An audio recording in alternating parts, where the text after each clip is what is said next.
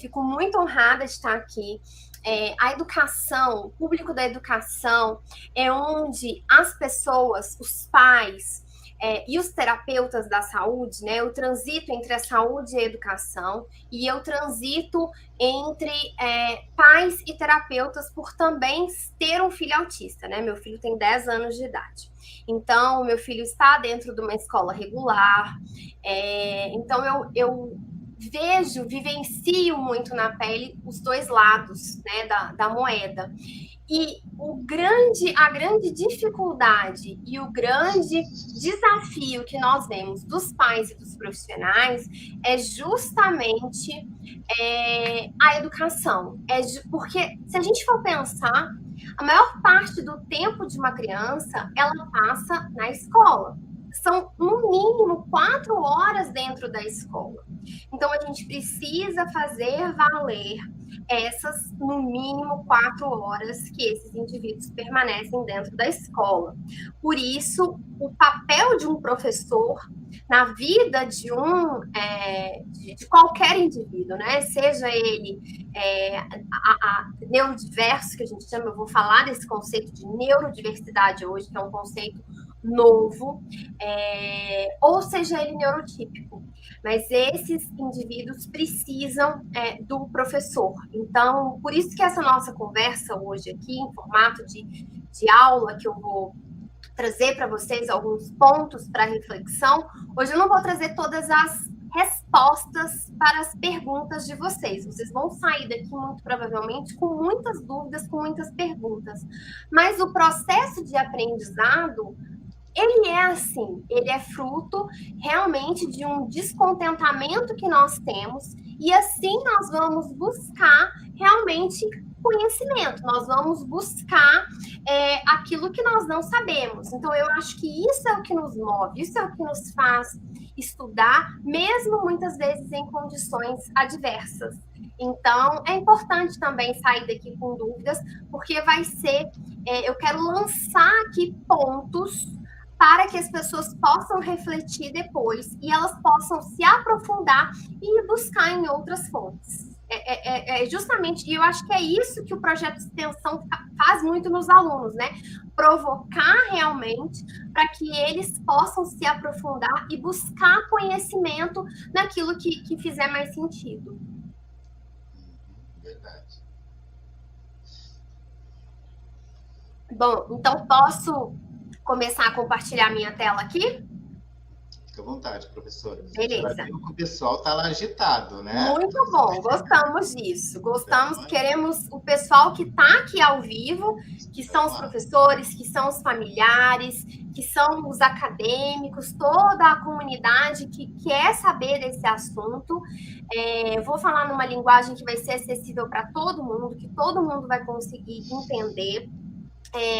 Estou à disposição, vocês podem depois me procurar nas redes sociais para trocar ideia com vocês, faz parte do meu trabalho isso, né, ser uma professora nas redes sociais. Eu brinco que a minha sala de aula são as redes sociais, né, é o Instagram, é o YouTube, então eu acho que isso é maravilhoso para que a gente possa trocar ideias com diferentes realidades.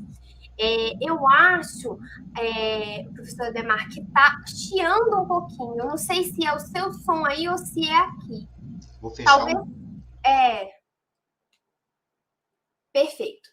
Então, vou compartilhar a minha tela aqui, pessoal, com vocês. Eu vou compartilhar a tela, compartilhar.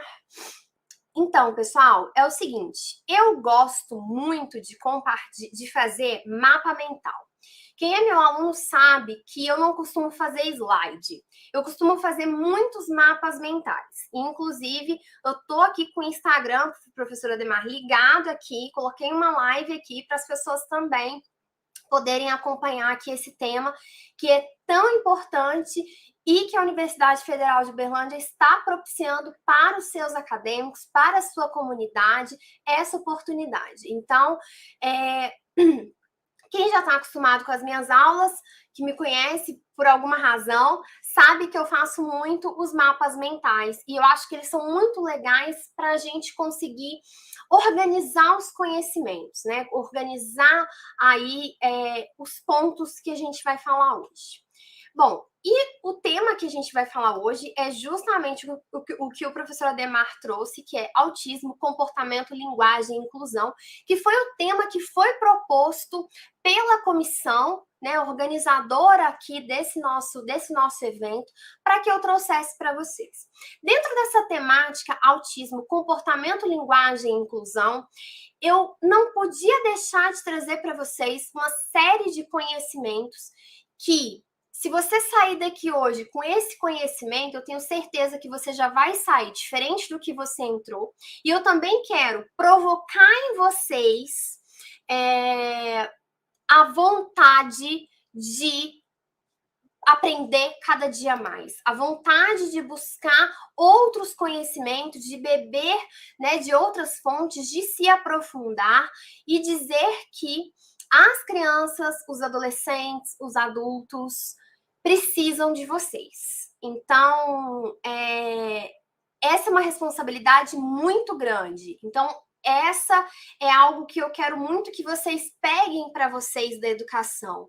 Não vamos ficar nesse empurra para a saúde, né? A saúde empurra para a educação empurra para a saúde e nunca, uma coisa que eu defendo muito aqui dentro do IEAC, tanto que a gente tem esse lema, né, de Instituto de Educação e Análise do Comportamento, que foi a linha ali que eu acabei indo em termos de conhecimentos científicos para o autismo, mas quem já estudou Skinner e não gostou, não vai embora não fica já com raiva de mim por causa do Skinner não, que se o pessoal gosta de Vygotsky e outros teóricos aí da aprendizagem, porque no final não é sobre o Skinner, é sobre a neurodiversidade.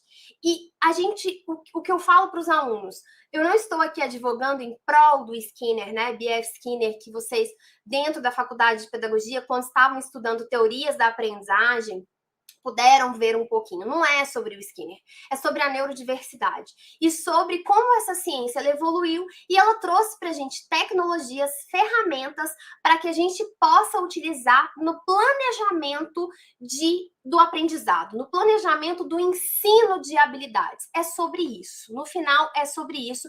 Não confiem no que talvez vocês leram, que talvez foram textos muito antigos e realmente coisas ruins que esses teóricos antigos já falaram no passado. Não se prendam a isso. Sei, tem muitas coisas dessa minha área que eu não concordo, mas a gente está aqui em prol de ensinar novas habilidades para a população neurodiversa, né? Que não é só o autismo, são os meninos com TDAH. Hoje o nosso tema aqui vai ser o autismo, mas preciso dizer para vocês que nós temos outros transtornos do neurodesenvolvimento.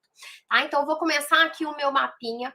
E o primeiro ponto que eu quero só trazer para vocês, isso é algo muito comum nas palestras dos americanos e que eu gosto, com a minha sinceridade, com a minha transparência, de trazer que eu não estou totalmente isenta, né, quando eu falo para vocês. Eu tenho um viés, claro, porque eu tenho uma empresa, mas para mim ter um negócio, ter uma empresa é sobre ter um negócio que eu acredito, ter algo que de fato eu vou vender aquilo que eu realmente acredito.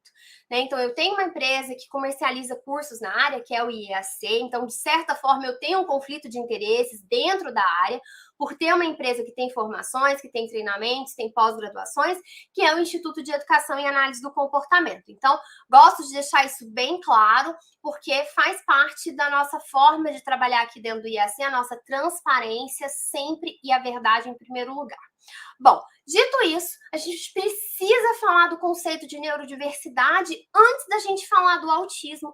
Isso é fundamental e tem tão pouca gente ainda falando sobre esse tema, trazendo sobre essa questão, e eu preciso falar disso. Até pessoas que são de dentro da minha área, da análise do... Eu digo que a minha área, gente, é a neurodiversidade. A minha área, na verdade, não é a análise do comportamento. A minha área é servir a população neurodiversa. Acho que assim eu me encaixo melhor. A neurodiversidade, gente, o que é? Ela descreve a ideia de que as pessoas, elas experimentam e elas interagem com o mundo ao seu redor de maneiras diferentes. Tem gente que ele gosta mais de ler, precisa ler, tem gente que precisa ler e escrever, tem gente que gosta mais de apenas ouvir, tem gente que não consegue, por exemplo, ler um livro, mas consegue ouvir um audiolivro. E nós temos também diferentes tipos de experimentar as nossas sensações, né? Então, isso a gente tem que estar presente para isso quando a gente entra numa sala de aula. Então, não existe uma maneira certa de pensar, de aprender, de se comportar.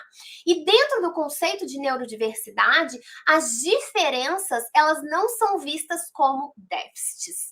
Elas são vistas como, eu tenho pontos negativos, mas eu também tenho pontos positivos. Eu tenho coisas que são positivas, muitas vezes habilidades muito importantes que eu posso utilizar essa habilidade para alavancar outras que estão em déficit.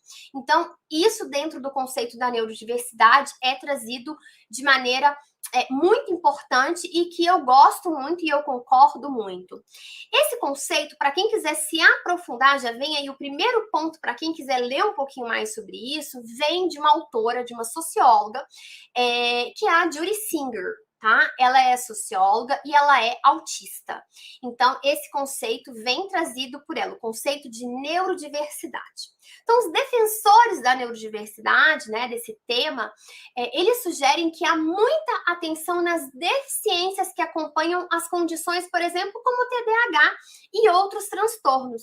Então, a forma como eles veem é que uma abordagem melhor, ao invés da gente focar nos déficits, seria a gente se concentrar naquilo que alguém é bom e não naquilo que falta. E aqui eu vou dar uma pequena contribuição do que eu penso e que, assim, eu acho que tudo na vida, o que está faltando para muitos profissionais, talvez seja o equilíbrio. Quando a gente lê esse conceito de neurodiversidade, né, eu tenho lido muito sobre isso, tem um livro que se chama Neurotribes. Eu acho que esse livro, infelizmente, ainda não tem em português, mas tem um outro que é do Andrews, acho que é do Solomon, acho que é Andrew, o primeiro nome dele, que se chama Longe da Árvore, que fala muito dessa ideia da neurodiversidade, do mundo visto pelas pessoas neurodiversas, como que eles enxergam, como eles advogam em prol da sua causa. E quando a gente vê esse conceito para um profissional que trabalha com ensinar novos comportamentos, ensinar comportamentos que vão deixar esse indivíduo mais independente, mais autônomo, dá às vezes a ideia de que essas pessoas que estão escrevendo sobre neurodiversidade, elas estão dizendo que nada precisa ser melhorado. Então, do jeito que tá bom. E não é assim, não é isso que essas pessoas estão querendo dizer. O que essas pessoas estão querendo dizer é que a gente não pode enxergar só o déficit. A gente tem que enxergar o que eu posso utilizar de pontos que esse indivíduo tenha, como positivos, de repente ele tem uma memória muito boa, ele tem uma memória talvez visual, enfim, algo que ele tenha que eu possa utilizar para alavancar outras habilidades. Todos nós temos novas habilidades para que a gente possa adquirir, para que a gente possa melhorar dentro do nosso repertório. Se não fosse assim, talvez a vida ela não teria mais graça, porque aí a gente não teria mais o que melhorar, o que fazer. Então, da mesma forma, são para os indivíduos neurodiversos. Então, o único ponto que as pessoas que escrevem sobre neurodiversidade estão trazendo é, olha, não limite o indivíduo como eu interpreto, tá, gente? Outras pessoas podem interpretar de uma maneira diferente. Agora, como eu vejo é, olha, nós não estamos dizendo que esse indivíduo não tem o que aprender. Todo mundo tem o que aprender. Mas nós não podemos olhar só para o diagnóstico, como o professor Ademar falou no início. O diagnóstico não é uma sentença. A gente não pode ficar também dependendo de diagnóstico para que a gente possa ensinar novos comportamentos, ensinar novas habilidades. Se eu estou vendo que esse indivíduo tem um déficit, se ele tem uma questão que ele precisa de ajuda, eu preciso trabalhar nesses déficits, naquilo que está atrapalhando ele, de certa forma, de adquirir novas habilidades. Por quê? Porque todo mundo quer ensinar uma pessoa a ler. algo mais bonito do que quando uma criança ou uma adolescente ele aprende a ler. Quando ele aprende a ler, ele ganha independência, ele ganha autonomia, ele é o autor do seu próprio conhecimento, ele pode pesquisar coisas, ele pode aprender novas coisas. Então, eu vejo a neurodiversidade dessa forma, e esse é um conceito que vem sendo trazido, e hoje nós temos muitos adultos autistas que são muito bem desenvolvidos. Então, a gente não pode ter aquele estereótipo do autismo lá dos anos 70. Não é porque ele faz contato visual que ele não é autista. Não é porque ele fala que ele não é autista. Então, nós temos que quebrar esses estereótipos. Por quê? Porque nós temos um espectro muito amplo, com diversas características. Cada vez mais eu tenho recebido pessoas no meu direct que estão procurando o seu diagnóstico enquanto autistas adultos. Estão indo atrás de psiquiatras, de psicólogos, em busca do seu diagnóstico de autismo. E são pessoas que trabalham, são pessoas que têm família, são pessoas que têm filhos. Então, não existe esse estereótipo mais daquele autista que não fala, daquele autista lá da novela, né? Um tempo atrás teve uma novela, não sei quem lembra, eu não me lembro agora o nome da novela, mas aquela atriz do olho azul muito boa, que fazia o papel de uma autista severa.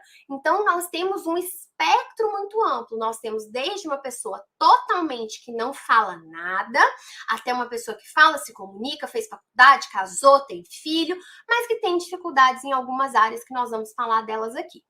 Então, isso já é muito importante, desde agora a gente já esclarecer. Outra coisa que eu não podia deixar de começar a minha aula, antes de falar do autismo especificamente, é falar dos transtornos do neurodesenvolvimento. É importante a gente entender que o autismo, o transtorno do espectro autista, é um dos transtornos do neurodesenvolvimento. Nós temos outros, tá? Então, só para ficar claro aqui, os transtornos do neurodesenvolvimento, eles são um grupo de condições que tem início no período do desenvolvimento. Então, geralmente, lá por volta dos 3 anos, dos 2 anos, às vezes antes, esse indivíduo, essa criança, ela começa já a ter algumas manifestações, algumas características. Então, esses transtornos do neurodesenvolvimento, eles são caracterizados por déficits no desenvolvimento. Nós temos o quê? Atrasos no desenvolvimento. Era esperado que a criança fizesse X com 12 meses, com 18 meses, e ela não faz. Ou nós temos diferenças no processamento desse cérebro, que vão produzir prejuízos no funcionamento social, acadêmico ou ocupacional.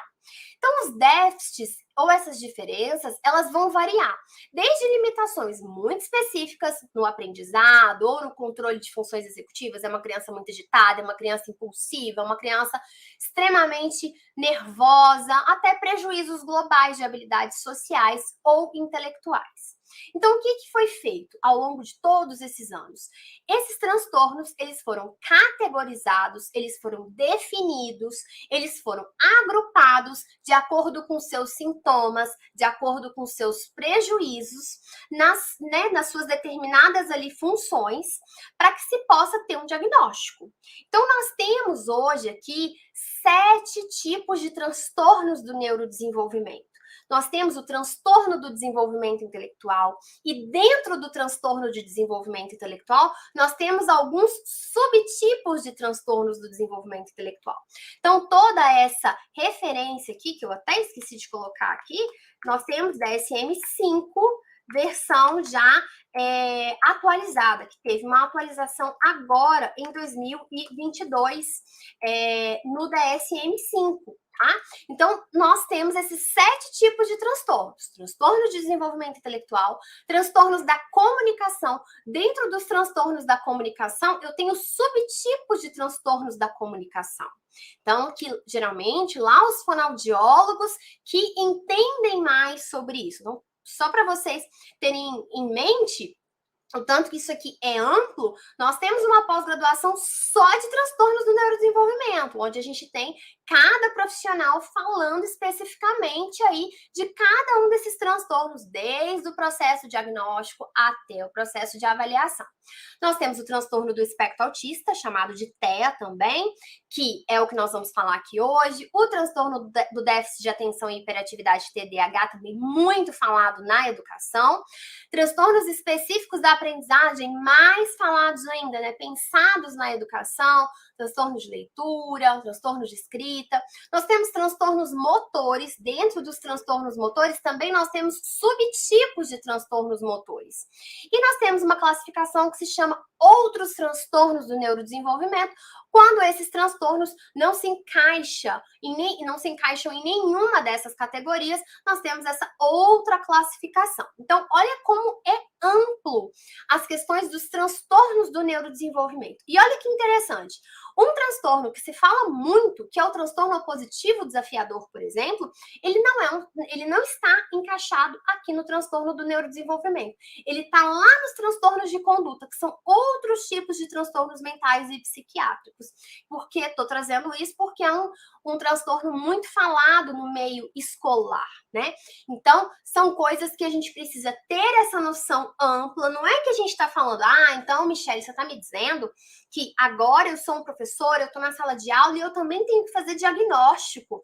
Não, não é isso.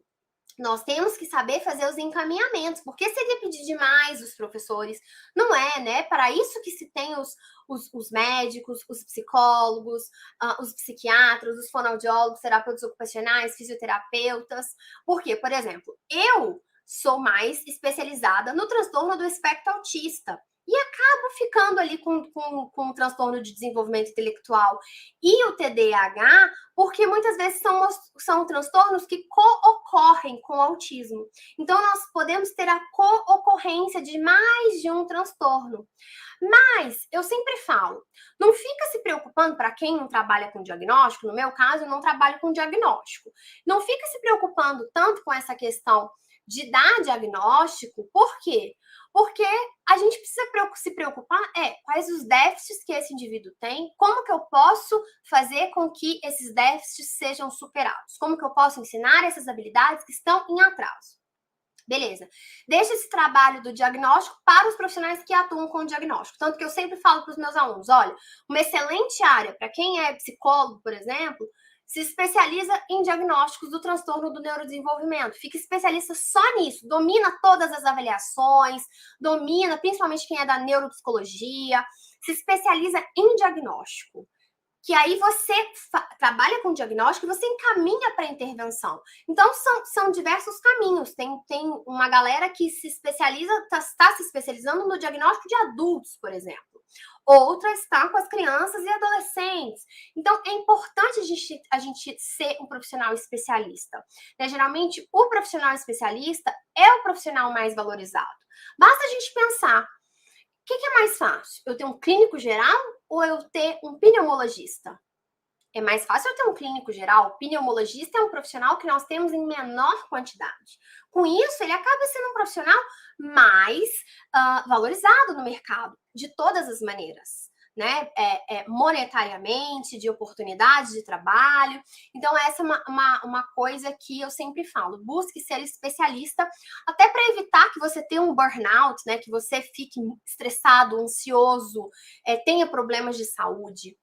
Então, pense nisso enquanto a gente está em formação, em ser um profissional especialista. Então, beleza, falamos sobre o conceito da neurodiversidade. Então, dentro, todos esses meninos aqui, todos esses indivíduos que têm um transtorno do neurodesenvolvimento, eles se encaixariam nessa população neurodiversa, né? São chamados de neurodiversos, né? A neurodiversidade. Então, os tipos de transtornos do neurodesenvolvimento trazidos pelo DSM-5 são esses. Então, o DSM-5 é o local onde se organiza os transtornos mentais. São dentro desse livro, né? Que tá até aqui atrás de mim. Deixa eu até mostrar para vocês, sempre gosto de mostrar, então, esse livro aqui. Então, esse livro aqui, na versão revisada, é onde estão aqui os transtornos do neurodesenvolvimento e outros transtornos aí mentais, tá certo? Bom, dito isso, vamos para o autismo especificamente. Quis trazer isso para vocês porque eu acho muito importante que vocês tenham essa noção do todo para que depois a gente possa ir afunilando, tá? Então, critérios diagnósticos do DSM-5. Aqui eu trouxe o DSM-5 na versão revisada. Ele teve praticamente, assim, nenhuma mudança, muito pequenas, muito sutis mudanças. Então, eu trouxe para vocês a versão que nós temos disponíveis em português para vocês ainda, porque eu quis porque é uma coisa de mais fácil acesso, já que eu não sei quando que esse manual, que foi lançado esse ano, quando que ele vai estar disponível em português. Bom, então, esses conceitos de critérios diagnósticos do DSM-5. O que nós temos de diagnóstico? O médico, quando ele vai, o médico, o psicólogo, né, nós podemos ter, que é o que a gente geralmente recomenda, né, uma equipe multiprofissional para se fazer esse diagnóstico, o psicólogo, o fonoaudiólogo e o médico.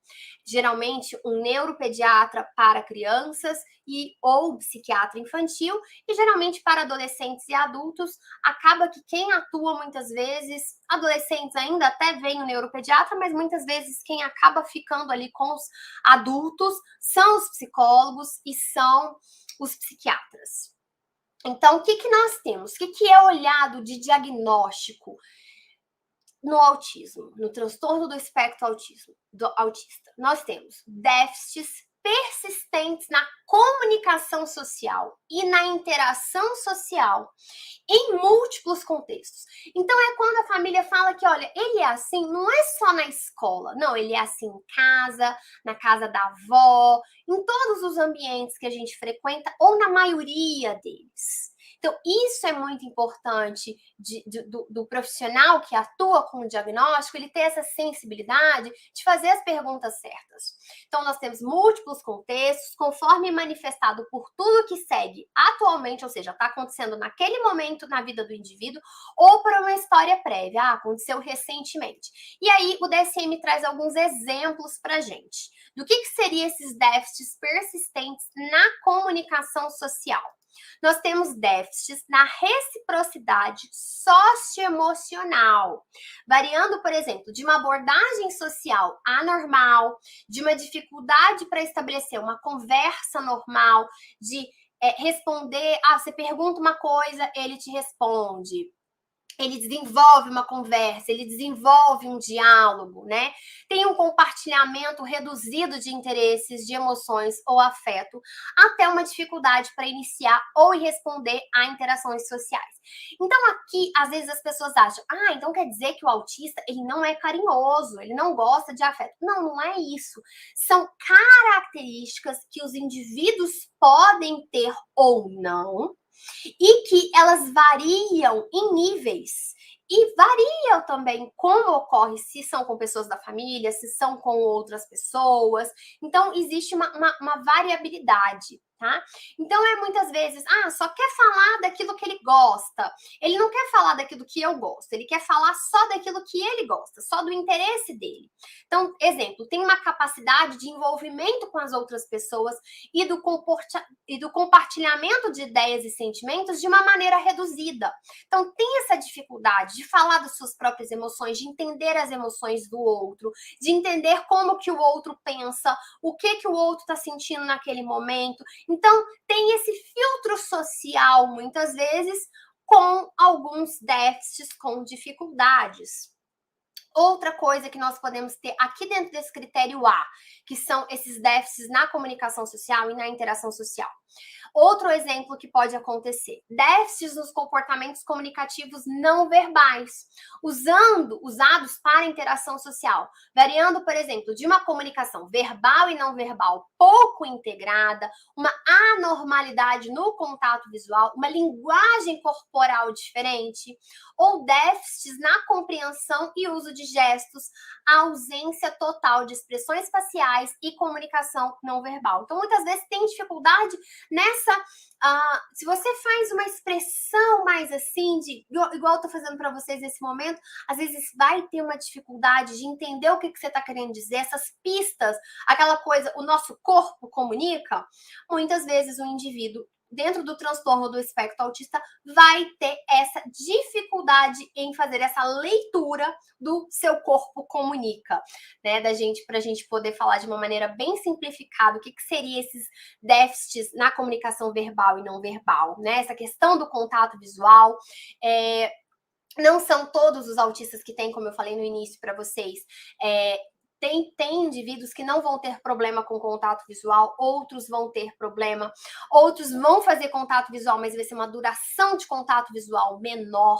E uma coisa importante, muitos autistas adultos vêm trazendo pra gente qual é a perspectiva deles quando você cobra deles que eles façam contato visual, o quanto aquilo é agressivo para eles, o quanto aquilo é ruim, o quanto isso os fazem se sentir mal. Então a gente precisa, aí tá a nossa sensibilidade de identificar a neurodiversidade e respeitar o outro como ele é. Então, isso é algo muito importante que às vezes falta em muitos terapeutas.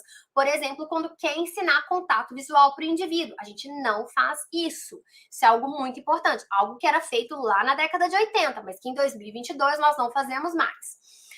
Outra coisa que nós temos de déficits persistentes na comunicação social, que nós podemos ter déficits para desenvolver, manter e compreender relacionamentos, variando, por exemplo, de uma dificuldade em ajustar o comportamento para se adequar a contextos social diversos, até uma dificuldade em compartilhar brincadeiras imaginativas ou fazer amigos, ou uma ausência de interesses por pares.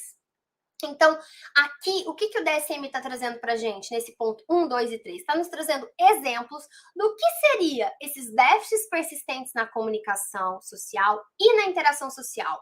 De que forma isso se manifesta? Isso pode se manifestar dessa forma com esses exemplos, mas esses exemplos não são exaustivos, são apenas exemplificativos como isso costuma a ocorrer. Então, dificuldade de brincar de faz de conta, né? Dificuldade em se interessar pelo que o par quer, o que o par quer brincar. Às vezes, não. O indivíduo quer brincar só daquilo que ele quer falar só daquilo que ele quer. Então, isso seria esse critério A.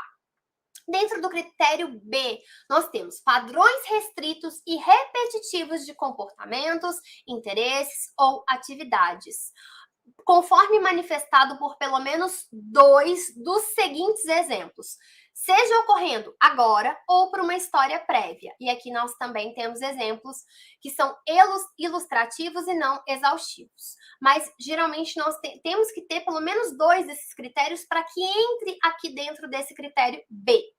Nós temos movimentos motores, uso de objetos ou fala estereotipadas ou repetitivas, né? Então, estereotipia motora simples, flap de mãos, bater assim, bater um brinquedo, um movimento que ele não tem função, ele simplesmente faz aquilo, girar objeto, ficar olhando, colocar uma coisa na frente, olhar, ficar ali olhando. Isso é o que a gente chama de estereotipias, né? Esses movimentos motores, esse uso de objetos dessa forma mais estereotipada, repetir frases de desenhos. Então, são aí estereotipias que a gente fala. Outra coisa que nós temos dentro dos padrões restritos e repetitivos: insistência nas mesmas coisas, uma adesão inflexível à rotina ou padrões ritualizados de comportamentos verbais ou não verbais. Muitas vezes tem um sofrimento extremo, como a mudança de rotina, muda caminho, muda uma roupa. Então, tem uma mudança. E tem algo que ocorre que mais muda do que o ambiente escolar, que é um ambiente que ele tá ali, está ocorrendo diversas coisas que fogem do seu controle, é um ensaio que não estava programado, é uma mudança de sala, é uma aula que não acontece, diversas situações podem ocorrer dentro do ambiente escolar que muitas vezes vai desestabilizar, vai gerar um problema de comportamento nesse aluno. E às vezes você fala, nossa, mas ele só chora, ou ele é mal educado, essa criança não tem limite, só que não, muitas vezes ele vai estar sofrendo com essa mudança. Muda de um ano para o outro, tem uma mudança de sala, tem uma mudança de professor, então tudo isso se perde ali o senso que esse indivíduo tem de segurança que aquilo traz para ele, que aquele ritual, que aquela rotina, que aquilo que ele colocou na cabeça que ia ser daquele jeito e não é. Então, isso traz um sofrimento e muitas vezes vai gerar o quê? Problemas de comportamento. O que nós podemos ter também dentro do critério B? Interesses fixos e altamente restritos, que muitas vezes são anormais, seja na intensidade ou seja no foco. Às vezes tem um forte apego ou uma preocupação com um objeto em comum, interesses excessivamente circunscritos ou perseverativos. Então, muitas vezes a criança tem um interesse que não é comum para uma criança dessa idade ter esse interesse. Às vezes ela tem que estar o tempo todo com um determinado objeto, ele tem que estar com ela, às vezes é um brinquedo. E aí, se você tem uma inflexibilidade de não deixar esse indivíduo levar para a sala esse brinquedo, isso vai gerar um problema de comportamento, às vezes lá logo no início da aula. Às vezes você, professor, também vai ter que manejar o quê? Como você vai explicar para os outros alunos que o Joãozinho está com aquele brinquedo e muitas vezes não é para brincar, é só porque ele precisa estar com aquele brinquedo na mão dele. Ele precisa ter aquilo, ele tem um apego, não tem explicação, ele tem um apego por aquilo, né? Muitas vezes, quando a gente lê livros de autistas adultos, eles trazem para a gente a explicação deles. E aquela coisa, respeito à neurodiversidade, respeito às necessidades individuais de cada indivíduo. Você não vai falar para um cadeirante deixar a sua cadeira de rodas fora da sala e ele vai entrar. Então, essa deveria ser a ideia que a gente tem. Não é capricho, não é porque ele é mimado. E isso é o que às vezes os pais sofrem muito ao explicar isso dentro do ambiente escolar. Outra coisa que a gente pode ter, que é muito comum de ter, uma hiper ou hiporreatividade a estímulos sensoriais ou interesses incomuns por aspectos sensoriais do ambiente. Então, muitas vezes, reage de mais ou reage de menos a estímulos. Reage demais a barulhos, a sons. Então, o coleguinha chorar, o coleguinha gritar, a criança vai ter uma reação exagerada, ela vai chorar, ela vai gritar, às vezes ela vai agredir um colega, vai morder. E não é porque por falta de limite ou falta de educação, alguma coisa aconteceu que desencadeou esse comportamento. E a gente precisa estar ali, ser detetive mesmo para investigar o que aconteceu que desencadeou esse comportamento. Olhar, porque eu sempre falo, as variáveis do ambiente. Olhar sempre o que aconteceu antes do comportamento.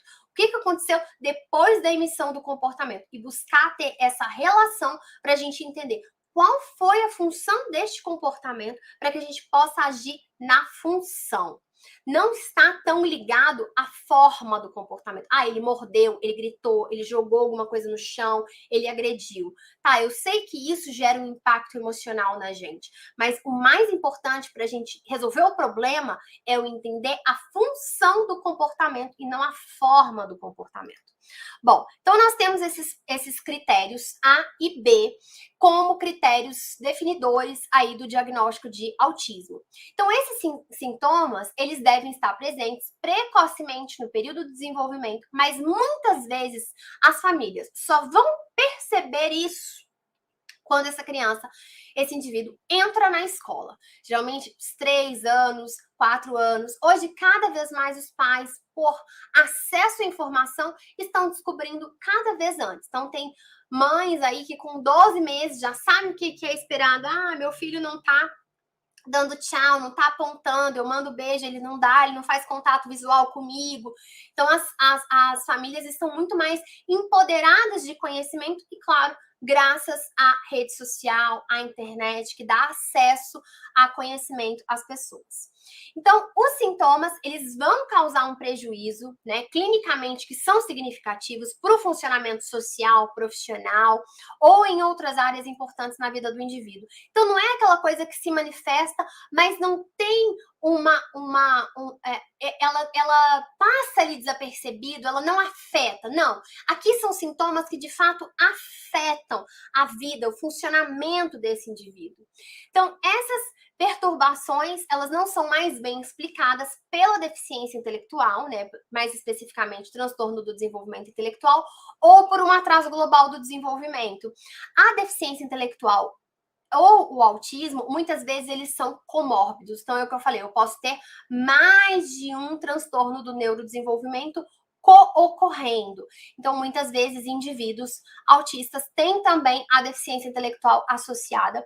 Mas o que eu vejo? Que, como nós temos hoje, estamos tendo hoje crianças, indivíduos que estão tendo oportunidade de intervenção cada vez mais cedo, nós estamos tendo cada vez mais indivíduos com um bom repertório e que estão ali muitas vezes chegando muito próximos dos seus pares de mesma idade. Então, estão conseguindo acompanhar o conteúdo, mas com algumas adequações, mas conseguem estar numa sala de ensino regular. Porque se comunicam, entendem, então isso é bem importante, a gente precisa estar preparado para receber esses alunos, principalmente no ensino fundamental 2, lá no Fundo 2 e no ensino médio, que é onde a gente vê ainda o menor nível de preparação dos professores no Fundo 2 e no ensino fundamental, e no ensino médio, perdão.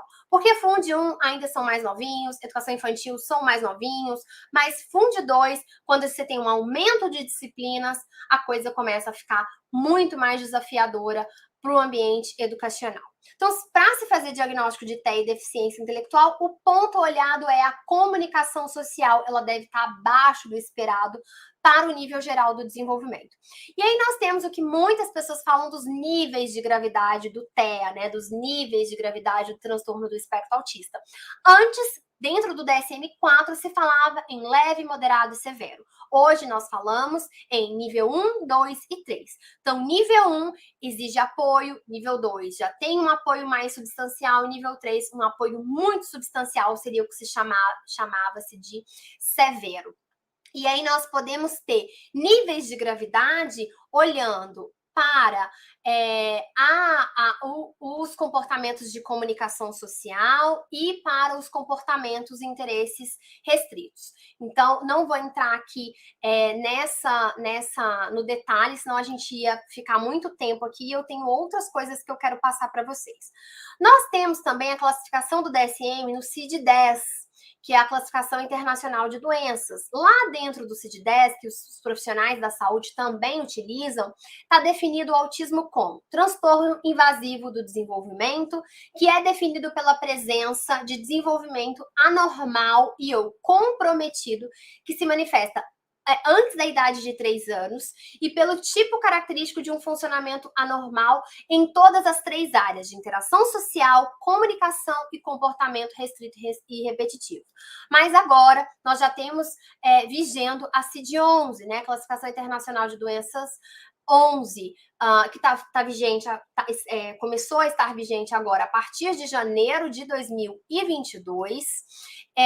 Ela tem definições semelhantes ao DSM-5, que eu acabei de falar para vocês, mas nela não citam as alterações sensoriais, que são muito importantes e que a gente vê na prática muito comum dentro do autismo, essas alterações sensoriais. Reagir demais a estímulos sensoriais ou reagir de menos. Aquela criança que é mais apática, né? Não só criança, mas adolescente, adulto, aquele indivíduo que é mais apático, muitas vezes não sente dor com facilidade. Então, essa é a questão de hiper e hiporreatividade. Reage demais ou reage de menos. O que nós temos de prevalência do autismo? Dados aí do Centro de Controle e Prevenção de Doenças dos Estados Unidos, o CDC, traz 1 a cada 44 crianças, dados aí de 2021. Essa é a prevalência. Nós não temos um estudo no Brasil, né, que traga essa prevalência para a gente. Nós temos agora a inserção no censo, para que o IBGE possa fazer essa contagem, essa quantificação. Mas nós não temos dados ainda, o que vai ser um desafio, porque o IBGE, como é que vai ver isso? Nós ainda temos pouco acesso a diagnóstico, enfim, existe uma série de desafios nesse ponto. Quais são os tipos de avaliação que nós temos? Olha só, é muito importante a gente identificar que nós temos avaliações de triagem e avaliações diagnósticas. Então, o que nós temos de recomendação de avaliação de triagem? A triagem, você sabe quando você vai lá no hospital, principalmente agora na época da Covid, os hospitais eles já faziam uma triagem ali para saber, já perguntava para vocês se eram alguns sintomas de Covid. Tá com febre, tá com dor de garganta, tá com sintomas de gripe, alguma coisa do tipo.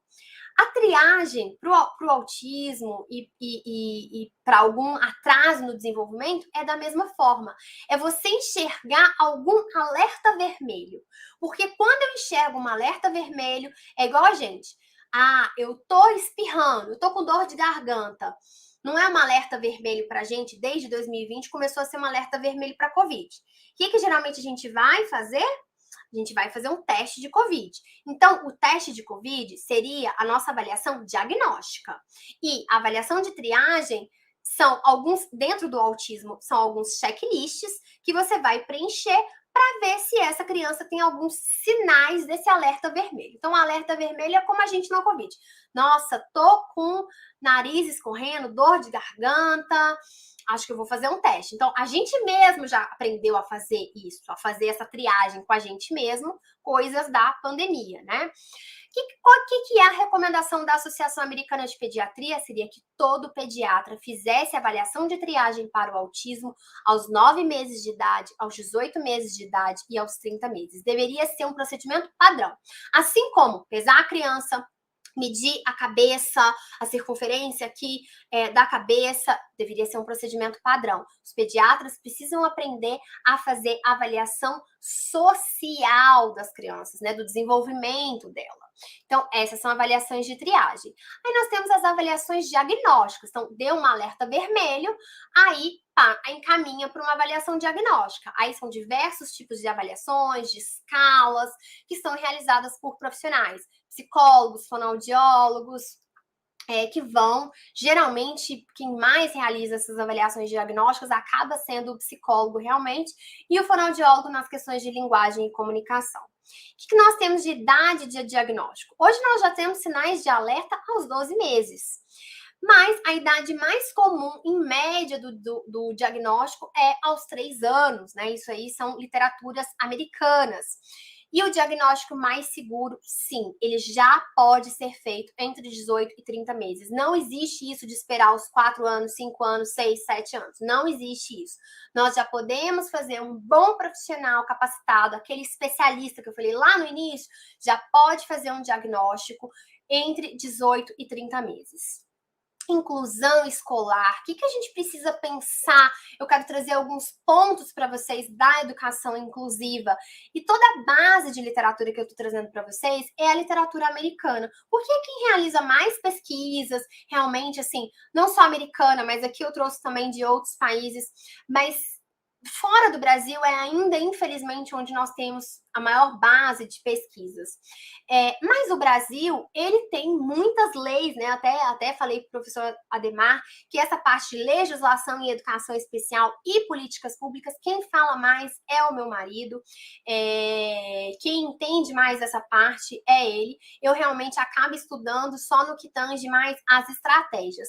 Mas eu quis trazer alguns pontos para vocês aqui. Que a educação inclusiva é a filosofia com um conjunto de atitudes e abordagem para se educar todas as crianças. Então, precisamos ter esse pensamento quando a gente entra na sala de aula. E um ponto que eu quero trazer para vocês refletirem é o seguinte: se vocês conseguem ensinar um indivíduo neurodiverso, autista, com deficiência intelectual, ensinar um indivíduo com TDAH, é mamão com açúcar, eu costumo falar. Ensinar um indivíduo neurotípico vai ficar muito mais fácil, porque você já vai estar no mais difícil. Imagina se você aprende, se você domina a ensinar o mais difícil. As outras crianças vai ser muito mais fácil, porque você vai estar muito mais preparado, você vai estar com muito mais repertório em você, enquanto profissional, para ensinar uma variabilidade de indivíduos que vão aparecer dentro da sua sala de aula. E lembrar, gente, não é só dentro da sua sala de aula, na escola, que vocês vão ter esses indivíduos. Vocês vão ter esses indivíduos lá na universidade. Então, nós também precisamos preparar os professores das universidades para receber essa população neurodiversa. Como é que vai ser o Enem desses alunos? Nós temos muitos pais que brigam por políticas públicas no ensino superior. Então, nada dessa história de que o indivíduo é autista, de que ele tem um diagnóstico X ou Y, ele não vai para a faculdade, ele não vai ter acesso a isso. Não podemos ter essa visão. Então, já para a gente se preparar lá para o ensino superior. Quando nós temos uma ideia de inclusão escolar, a gente precisa ter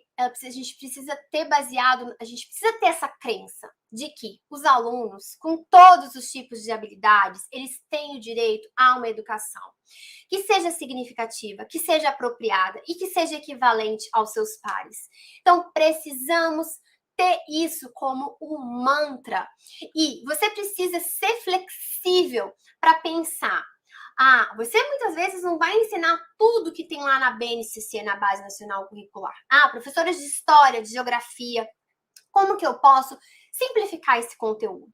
Como que eu posso tornar esse conteúdo que muitas vezes eu vejo conteúdos muito complexos? Eu tenho 2 filhos, né? Um neurotípico e um autista. Um que vai fazer 8 anos esse mês e o Dioguinho que tem 10 anos, que é o meu filho que é autista. Com o meu filho de 8 anos, né, que vai fazer 8 anos, eu já tenho uma dificuldade, muitas vezes, em entender certos conteúdos e trazer uma aplicabilidade para eles. Então, nós precisamos saber. Você vai ensinar numa aula de geografia áreas do Brasil, regiões do Brasil.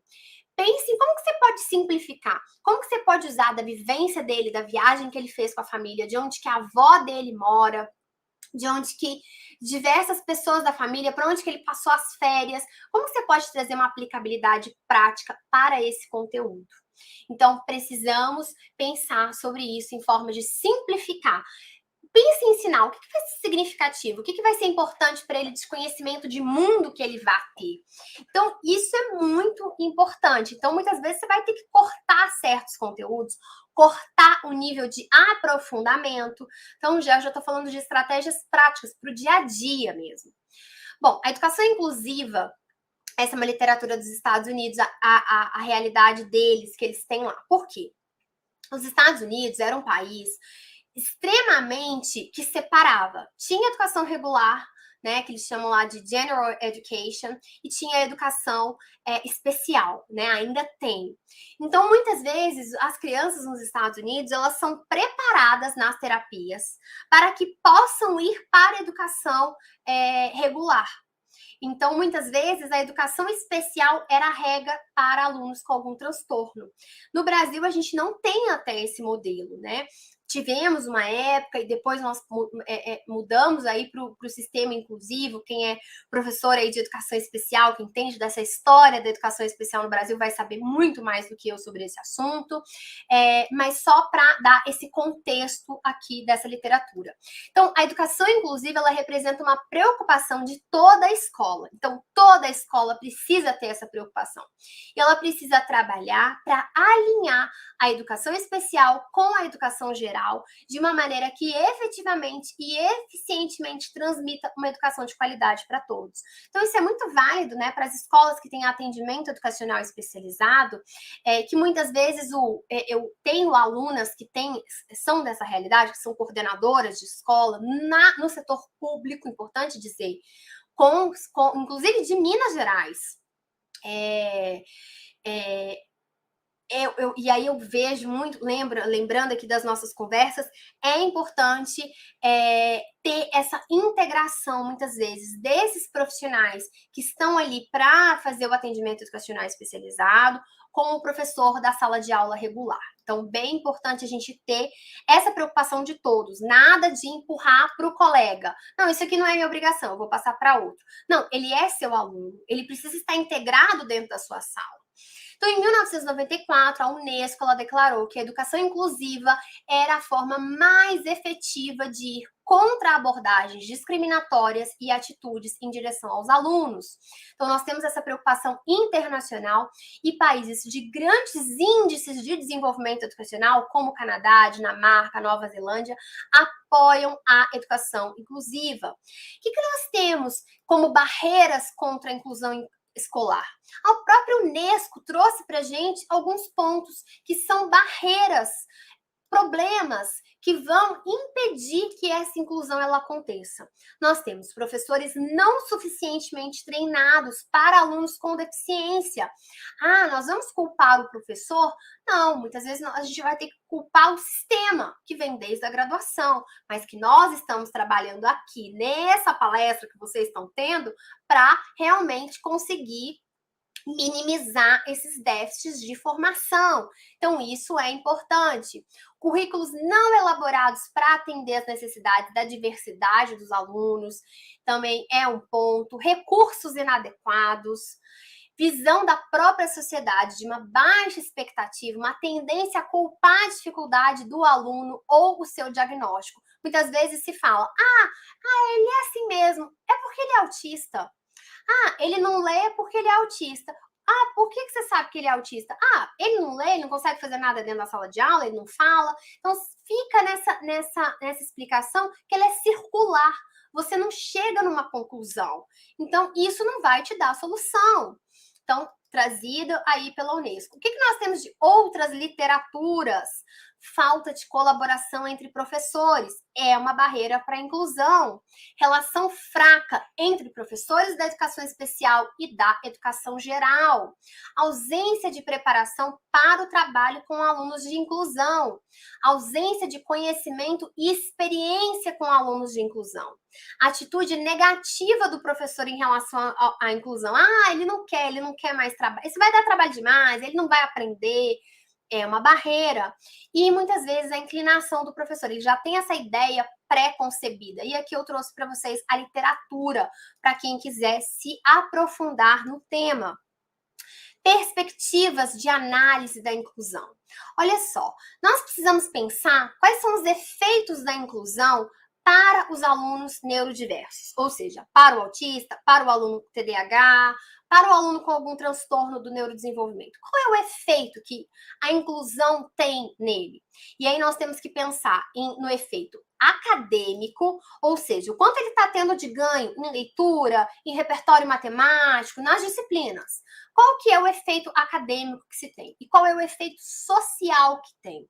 E aí eu trouxe para vocês aqui esse artigo que fez essa análise de toda uma revisão de literatura.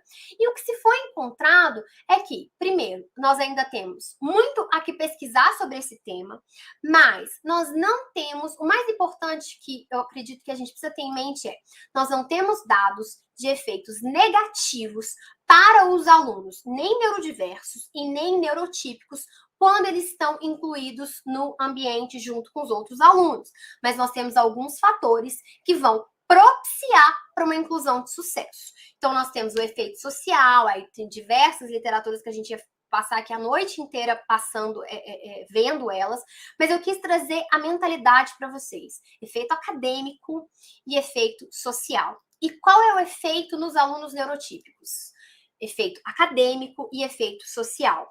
E aí nós temos, assim, um estudo que ainda tem críticas relacionadas a eles, que tem um efeito negativo no efeito acadêmico dos alunos. Por quê? Muitas vezes a preocupação dos pais tem um aluno autista na sala, tem um aluno com síndrome de Down na sala, vai atrapalhar a aula, né? Às vezes a ideia dos pais, dos neurotípicos, vai atrapalhar a aula, não vai conseguir dar o conteúdo todo. Nós não temos dados de pesquisas que mostram isso. Os efeitos são muito mais positivos. Tanto o efeito acadêmico dos alunos, ou é positivo ou é neutro. Não fez diferença nenhuma ter um aluno de inclusão ou não na sala para os neurotípicos no que tange ao repertório acadêmico. E o efeito social, que nós temos também bons estudos com efeito positivo no repertório social nos alunos neurotípicos. Professores e a inclusão escolar, fatores que vão afetar a atitude do professor frente à inclusão, não sou eu que estou dizendo, a literatura, foram pesquisar. Será que homens ou mulheres têm uma diferença para o posicionamento dele frente à inclusão? A idade do professor, o professor mais novo, o professor mais velho, os anos de experiência. Então, coloquei para vocês toda a literatura, pontos para reflexão, e que eu acho legal quando a gente traz esses pontos, para a gente reparar nos nossos próprios colegas de escola, para quem já trabalha, para quem faz estágio. Será que você vê mais homens mais dispostos à inclusão ou mais mulheres? Será que um professor mais velho é um professor mais novo? Então, acho que são pontos legais para a gente refletir. Nível de segurança do professor, o quanto seguro ele está no conhecimento dele, né, no repertório dele. E aí eu achei muito legal essa literatura. Foi uma pesquisa realizada com 1.430 professores, que demonstrou que 3 tipos de recursos vão influenciar em como que esse professor vai reagir frente à inclusão. 3 tipos de recursos considerados necessários. Treinamento dos professores, fundamental, que nós estamos fazendo aqui nesse momento. Apoio de um time de experts, o que eu estou buscando proporcionar para vocês aqui. Né? Já passei esse mapa mental, inclusive, aqui para o professor Ademar, para vocês terem, para os alunos aí, para os acadêmicos, para a comunidade aí que vai ter acesso. A isso aqui. Então, apoio de um time de experts, o que eu estou buscando fazer com vocês. Né? Então, o apoio de um time de experts é especialmente valioso quando é acompanhado de uma colaboração apropriada. O que seria uma colaboração apropriada? Seria se a gente tivesse uma oportunidade, por exemplo, de a gente estar num encontro e você vai me trazer as dificuldades, eu vou te trazer uma estratégia, depois você vai me dar um feedback, falar, Michelle, essa estratégia aqui não funcionou, ó, foi por água abaixo. Eu tenho que repensar a minha estratégia e assim a gente vai colaborando. A minha verdade de expert não é absoluta e a gente vai fazendo trocas. Então, isso é importante. E ter apoio na sala de aula. Então, ter um profissional de apoio, né? Ter um professor de apoio que vai ajudar o professor regente na sala de aula. Pontos fundamentais que vão afetar a atitude do professor frente à inclusão. Então, eu não posso jogar tudo nas costas do professor, tudo é culpa dele, ele tem que dar conta de tudo. Não. A escola tem que oferecer realmente toda uma rede de apoio. Fatores que foram trazidos em outras literaturas que não impactam a atividade do professor frente à inclusão, como ele vê a inclusão. A série de ensino, se é primeiro ano, segundo ano, tem essa literatura. Nível educacional e sexo do professor já teve uma outra literatura que contraria a anterior. Então, temos muitas pesquisas para se fazer. E agora, concluindo, fechando aqui, que eu já estou extrapolando meu tempo, são alguns pensamentos meus e algumas contribuições que eu fortemente recomendaria para que vocês se aprofundassem, não só pensando nos neurodiversos, tendo em consideração que eu tenho um filho autista, então eu tenho uma visão comprada ali, que eu sei que eu tenho uma empresa, eu sei que essa é a minha área, eu vivo isso 24 horas por dia, mas eu não consigo deixar de pensar que essas coisas, elas vão ser úteis, não só para o meu filho autista, mas também para o meu filho neurotípico, tá? Então, entender sobre transtorno do desenvolvimento, do neurodesenvolvimento. A gente precisa entender, não para fazer diagnóstico, mas para a gente, dentro da escola, mas para a gente entender que tem pontos em atraso e que a gente precisa fazer encaminhamento, que a gente precisa chamar a atenção dos pais. Fundamental a gente de conhecer, tá? E se eu tenho um aluno na minha sala que é autista, que tem TDAH, eu preciso entender mais sobre esse transtorno. Estudos sobre desenvolvimento infantil deviam ter várias disciplinas dentro da faculdade de pedagogia, eu não sei se vocês têm, mas eu não tive na minha. Mas trazer o fonoaudiólogo para trazer desenvolvimento da comunicação, trazer o terapeuta ocupacional, o fisioterapeuta para trazer desenvolvimento motor. Como é que nós vamos ensinar escrita se a gente não entende desenvolvimento motor? Precisamos saber sobre desenvolvimento infantil. Estudos sobre como que a ciência da análise do comportamento pode contribuir para o ensino de repertório acadêmico e pedagógico, principalmente no que tange ao ensino de princípios básicos, principalmente no uso de reforço e suas variações. e saber fazer a análise funcional dos comportamentos. Como que o ambiente influencia nos comportamentos e buscar entender qual a função desses comportamentos. Isso é fundamental para o manejo de comportamento problema em sala de aula. Então, muitas vezes, você vai tirar um aluno de sala e você vai estar reforçando o comportamento inadequado dele, porque tudo que ele queria é sair da aula de matemática que ele não gosta. Então, professores com esse domínio vão ter outra qualidade de sala de aula. E pensando em você mesmo, em você ter um ambiente bacana no seu trabalho. Assim como eu amo o meu trabalho aqui na rede social, adoro fazer isso aqui que eu estou fazendo hoje, também gostaria que todo mundo tivesse um ambiente prazeroso no seu trabalho.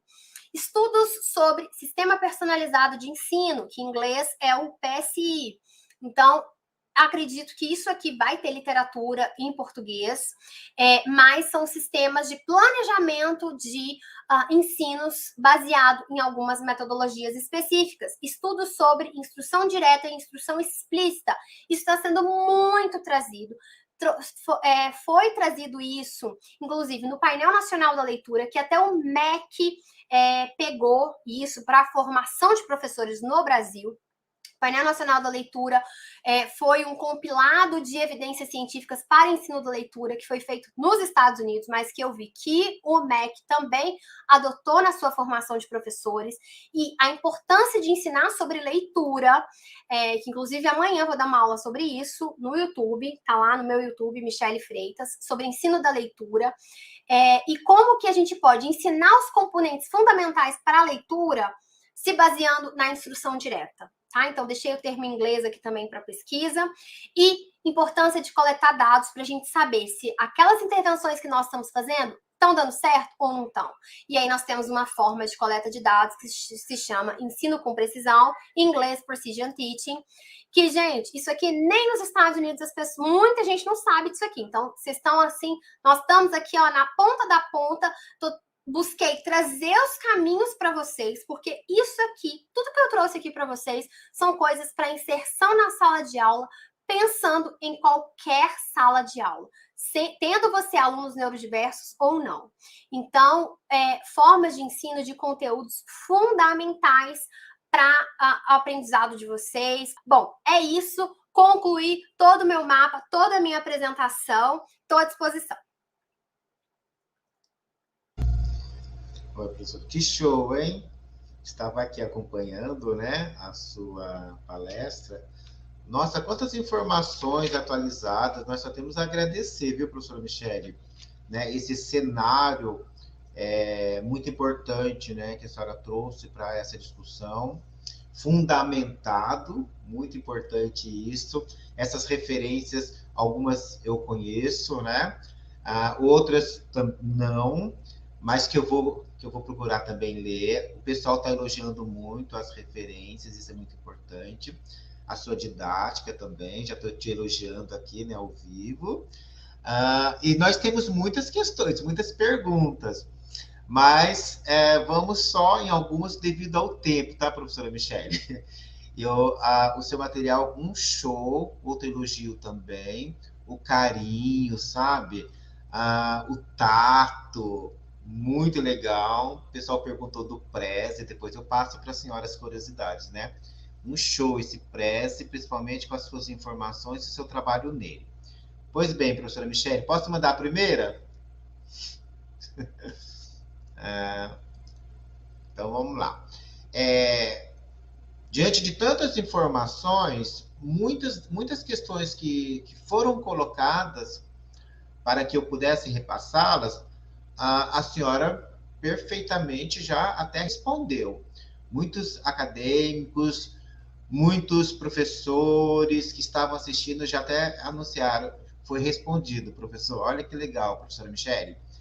Mas tem umas aqui que eu vou colocar, porque eu acho que é importante.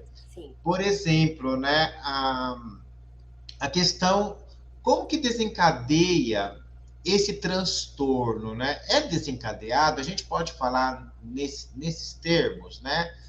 E aí o Flávio, ele emenda, em relação a esses transtornos, tem questões hereditárias? metabólicas, né? Perfeito. Ok.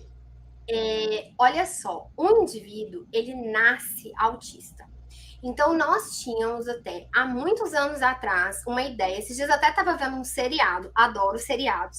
Estava assistindo um seriado e estava mostrando um caso de uma mãe que não queria vacinar o filho. O filho estava com sarampo e a criança quase morreu, porque teve uma complicação ali, o sarampo, imagina, sarampo. Porque a criança, a mãe não queria vacinar o filho. E aí, o irmão era autista e ela não queria vacinar o mais novo. E o mais novo quase morreu no seriado. É um seriado é um aplicativo que se chama Stars, que se chama Private Practice. É um seriado médico. E veio à tona. Engraçado que quando eu assisti isso há anos atrás, esse seriado, eu não tinha filho. E aí eu falei, gente, eu não tinha nem parado para pensar que tinha um caso assim nesse seriado. Então, assim, as pessoas criaram uma época a questão de que vacinas causam o autismo, ou que alguma coisa causa, é desencadeado, né? Alguma coisa, você foi exposto a alguma coisa que desencadeou o autismo. Nós ainda temos muito que pesquisar. Tem pessoas que são especialistas nisso, não é assim a minha área, eu sou muito daquela assim, tá bom, meu filho é autista, e agora? O que eu vou fazer? Porque cura não tem. Então, nós não temos cura para o autismo. O indivíduo nasceu autista, ele vai permanecer autista. E eles nascem autistas. Então, o que nós temos até hoje de ciência nisso é que ele nasce autista e nós temos alguns fatores que podem aumentar a probabilidade de você ter um filho autista, mas nada ainda muito concreto, assim, aumento da idade dos pais, principalmente do pai. Se sim, já tem um caso na família, então existe sim uma maior probabilidade. Mas, assim, eu não. Existe. Esses dias para trás, até fiz uma live com uma prima minha, prima do meu marido, ela é cardiologista, e falando das crianças, das grávidas que têm pré-eclâmpsia e que tem uma maior chance da criança ser autista. Então, assim, nós temos ainda correlações, que correlação não é causa, e nós ainda temos muito o que pesquisar. Então, assim, mas para falar, por exemplo, na minha experiência pessoal, eu tenho 34 anos, então meu filho tem 10 anos, então eu engravidei com 23 anos, eu era uma mãe extremamente jovem, meu marido tinha, sei lá, 34 anos. Então, assim, era uma mãe jovem, uma mãe que malhou a gestação inteira, que tomei uma série de cuidados, primeiro filho. Então, assim, nós temos muitos desses casos que não tem, nós não temos caso na família. Então, assim, tem muito isso. Então, tem muito o que ainda se pesquisar, se descobrir, mas já para falar, se pelo amor de Deus, vocês leram alguma coisa que vacina, não, pelo amor de Deus, vacinem as crianças.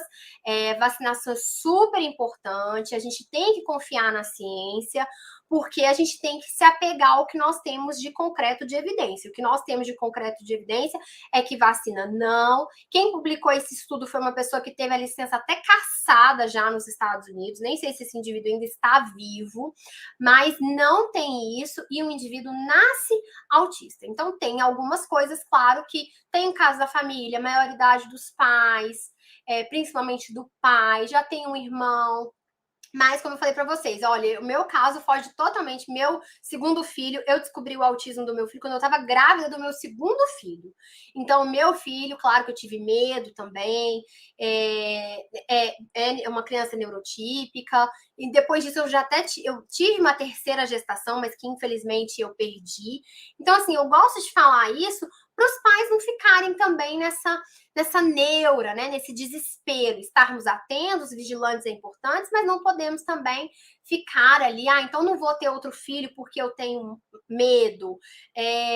Não, pode acontecer, como pode não acontecer. Tem fator hereditário, sim, mas esse indivíduo nasce já autista, não é adquirido. Ok. Professora Michele, a senhora começou até a tocar num assunto sobre, a gente pode até puxar um gancho sobre a incidência, né? Uhum. A professora Antônia, Paraná. comentou se a senhora poderia falar um pouquinho sobre a incidência, né? E aí eu posso emendar a do professor João, estou colocando na tela para a senhora. Que fazer quando essas mudanças repentinas ocorrem? Como minimizar os impactos dessas mudanças? Imagino que ele esteja se referindo às mudanças que ocorrem no ambiente, talvez escolar, quebras de rotina. O que a gente faz? No início, é importante, e aí vai depender muito de cada indivíduo. Então, eu vou falar estratégias gerais e a gente sempre precisa individualizar. Se eu tenho mudanças de rotina na escola, algo que ia acontecer, não vai acontecer mais, alguma coisa nesse sentido. Sempre importante, muitas coisas na escola, elas são possíveis de serem, a gente consegue antecipar. Só que a gente não está treinado para antecipar. Então, vou citar um exemplo. Às vezes, o professor de educação física sempre vai fazer a aula na quadra X. Só que naquele dia ele resolveu fazer uma coisa diferente. Não, hoje não vai ser na quadra, hoje vai ser aqui na outra sala, eu vou fazer uma dinâmica diferente. Provavelmente ele planejou a aula dele. Ele sabe que a aula daquele dia, por exemplo, a aula de amanhã, do dia 29, não vai ser na quadra, vai ser na sala X. Então ele precisa se organizar para ele ir lá na sala, avisar a professora, olha, professora, lá no início da aula, encontrou na sala dos professores, olha, professora, hoje a minha aula não vai ser na quadra, hoje a minha aula vai ser em tal lugar. Beleza, vamos tirar uma foto desse lugar e já vamos avisar o João, por exemplo, que é um aluno autista, que hoje a aula vai ser num lugar diferente. Então a gente vai avisando algumas vezes, mostra a foto para ele, mostra a foto do professor, ó, a aula de educação física do professor Pedro vai ser aqui, viu, João? Mostra a foto para ele, avisa umas 3 vezes antes. A aula é às 10, criança chega às 7, avisa quando ele chegar, depois se avisa, uns 15 minutos antes se avisa, você vai avisando, você vai dando essa previsibilidade. Então, sempre importante a gente tentar antecipar. Então, o professor, ele precisa ter essa sensibilidade. Então, quantas vezes, por exemplo, a professora do meu próprio filho deixou, às vezes, de fazer alguma atividade em determinado local e ela fez na sala de aula porque ela sabia que ele não ia querer sair da sala de aula. Ele vai querer ficar lá na sala. Então, ela fez determinada atividade. Se ela ia fazer no pátio, como é uma turma pequena, né? A gente, claro, está em condições privilegiadas, porque é uma turma pequena, mas tudo assim, foi algo que eu planejei. Eu sempre estou no contraturno. Tipo, todo mundo quer estudar de manhã, os meus filhos estudam à tarde. Que é justamente para eu estar no contrafluxo das pessoas para eles terem turmas menores. Porque mesmo na educação privada, a gente tem turmas com muitos alunos. Não estou nem falando de sistema público, não. Educação privada, de muitas vezes escolas caras, que vão lá e colocam muitos alunos por sala. Então, esses tipos de estratégias visuais, antecipação, quando não tem jeito, não tem jeito. Mas, por exemplo, vai acabar a hora do parque. Você sabe que a hora do parque vai acabar às 10h50. Avisa umas 3 vezes antes para o João que a aula vai, que o parque vai acabar e que nós vamos para a sala. Dá um aviso, mostra para ele de forma visual. Aí você pode pensar assim, nossa, Michele, mas eu vou ter que fazer isso pro resto da vida? Não, daqui a pouco ele vai começar já a entender mais essa quebra de rotina, mas à medida que as coisas vão acontecendo, você precisa ir dando um passo de cada vez. Então, isso é um ponto importante, esse aviso antes. No início, dá trabalho. Você tem que lembrar, é difícil, eu sei, mas depois isso tende a melhorar muito, o que a gente vê assim, é uma melhora muito grande, você já não tem que mais fazer essas antecipações, você pode só explicar. E outra coisa, quanto mais eu tenho uma boa comunicação, uma boa linguagem, o nível de linguagem ele aumenta, mais fácil é de você controlar essas situações e de você explicar. Então, muitas coisas, às vezes, ocorrem na escola porque os professores não sabem ou não se organizam, não se programam. Então, você precisa entender sobre esses pontos de se preparar, se organizar. Você sabe que você vai ter o João, vai ser ensaio da festa junina, vai ter muito barulho. Então, pede para a mãe mandar um fone, um abafador de ouvido. Um abafador é algo barato. Então, são todas coisas que você pode ter que vai auxiliar o João poder estar lá na quadra no ensaio, mas respeitando a necessidade dele de ele não estar ouvindo aquele barulho todo. Ou até mesmo se, de fato, João às vezes vai te falar, não, eu não gosto, não quero. Meu filho já fala, não gosto, não quero, não vou me apresentar. A gente respeita e ele vai fazer outra coisa. Ele foi na festa junina, por exemplo, mas ele não dançou. Foi com fone de ouvido. Então, sabe, são adaptações que nós, adultos, precisamos fazer. A família e a escola. E aí, você me perguntou da prevalência. E muitas pessoas, vou até antecipar uma pergunta que surge. Por que são tantos casos agora? Nossa, teve um aumento? O que aconteceu?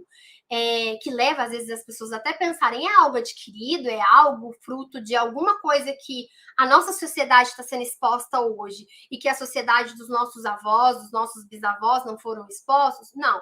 Os autistas sempre existiram. O que não ocorria era o diagnóstico. Muitas vezes, esses indivíduos eram considerados pessoas com esquizofrenia, loucos, coisas do tipo. O que não ocorria antes era o diagnóstico. Então, hoje, quanto mais conhecimento nós temos, mais oportunidade de se fazer o diagnóstico nós temos. Então, esse que é o ponto de diferença. Eu já li, assim, revistas trazerem uma estimativa de 2 milhões no Brasil, mas o que se fala é que a estimativa deve ser muito semelhante à estimativa americana, que é 1 a cada 44. Então, assim, mas nós ainda precisamos. Nós temos iniciativas de carteirinhas de identificação de autistas, de muitas associações de pais, que vão ajudar aí a fazer um mapeamento, mas é uma questão realmente da gente pensar em política pública. E eu vi que alguém perguntou aqui na tela a questão da síndrome de Asperger. Posso falar, com certeza. O que acontece, Nara? Síndrome de Asperger, hoje, dentro do DSM-5, aqueles critérios que eu trouxe para vocês, tudo é considerado transtorno do espectro autista. Tudo é chamado de transtorno do espectro autista. Então, essa nomenclatura síndrome de Asperger, na literatura, ela não é utilizada mais. É chamado transtorno do espectro autista. Mas nós temos as características desses indivíduos Asperger, que muitas vezes são diferentes de um autista, mesmo de nível 1, que seria o mais leve, mesmo de nível 1. O que são os indivíduos Asperger, né? Seriam os indivíduos que têm uma linguagem muito boa, mas têm uma falha na comunicação social. O filtro social, o manejo das relações sociais, socioemocionais. Então, o maior problema está ali, na comunicação social. Então, muitas vezes tem seus interesses restritos também, às vezes tem dificuldades sensoriais, mas hoje todos estão dentro do transtorno do espectro, por isso que é um espectro. E pegando aqui que eu estou vendo na tela, professor Samuel, quais as atividades aplicar com as crianças autistas? Uma coisa que os professores precisam muito entender. Não comprem atividades na internet, não comprem coisas prontas na internet. Quando você vai pensar numa atividade, você precisa pensar no Pedro de 5 anos, não verbal, que tem uma baixa compreensão. O que eu posso ensinar para ele dentro do conteúdo de matemática, que vai ser minha aula de 9 às 10? Então, você tem que pensar no Pedro, você tem que pensar no José, você tem que pensar na Maria. Então, esse é sempre a questão. Por isso que eu não acredito em cursos, por exemplo, de adaptação curricular. O que eu posso dar são noções gerais. Olha, noções gerais, a gente pode fazer estudo de caso, essas coisas, elas são possíveis. Mas, por isso que o autismo, ele dá tanto trabalho, porque como é um espectro e é uma população extremamente heterogênea, extremamente diferente, você sempre tem que pensar em cada indivíduo, você tem que conhecer muito bem. Por quê? Porque você quer que ele lê e ele está no início de um processo de leitura e ele tem um interesse sobre dinossauros, sobre animais, você vai trazer livros, você vai trazer fichas de leitura, pequenos textos sobre animais, sobre dinossauros. E depois, uma vez que ele tiver um repertório mais sólido, aí você traz outras coisas, mas você mescla algo que ele gosta com algo que ele não gosta muito. Então, através das potencialidades dele, você vai desenvolver tarefas. Então, elas precisam ser elaboradas de maneira individualizada. Eu sei que é difícil, eu sei que dá trabalho, não é fácil, eu tenho plena consciência disso, mas é possível e tem muita gente fazendo. E eu tenho muitos alunos, tanto na esfera pública quanto na esfera privada, porque eu gosto sempre de desmistificar essa coisa. Ah, mas fulano consegue porque ele está dentro da escola privada. E não, gente, eu tenho muitos alunos da escola pública e se eu não tivesse esses alunos, se eu não conversasse com eles, se eu não soubesse que eles existem, eu também, talvez, eu não acharia que seria possível. Mas como eu conheço eles são pessoas que eu tenho muito contato, eu sei que eles fazem e é possível.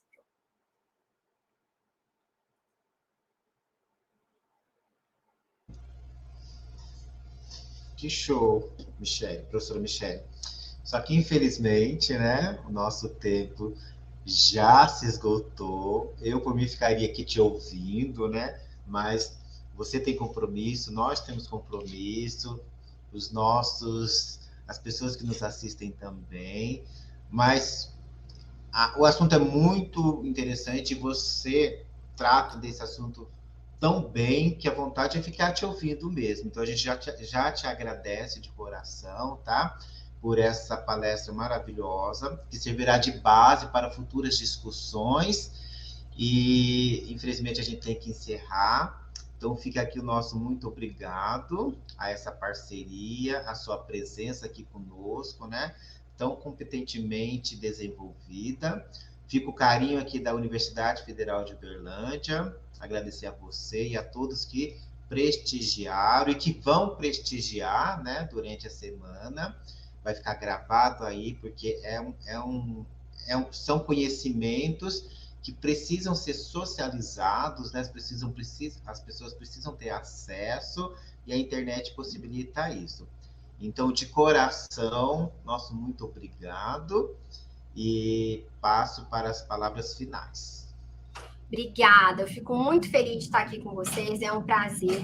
Com certeza, quando eu for aí visitar minha avó, minhas tias, minhas primas, eu vou ir comer um pãozinho de queijo e tomar um cafezinho com vocês, vai ser um prazer a gente se ver pessoalmente e ter outros momentos de aprendizado. Fico muito feliz de estar aqui, fico muito feliz do interesse de falar sobre um tema que eu realmente gosto, que eu vivencio isso 24 horas por dia. Eu gosto mais, é um tema que eu sou muito apaixonada por isso. E só tenho a agradecer a confiança no meu trabalho, desse conhecimento ser colocado aí para mais pessoas e ser aproveitado e reaproveitado em diversos momentos, que isso possa ser a base para outras discussões de aulas aí com os professores. Então, estou muito feliz, só tenho a agradecer e as portas estão abertas para poder contribuir com vocês. Muito obrigado, professora. Uma boa noite. Boa noite a todos. Obrigada, boa noite. Tchau, tchau, pessoal.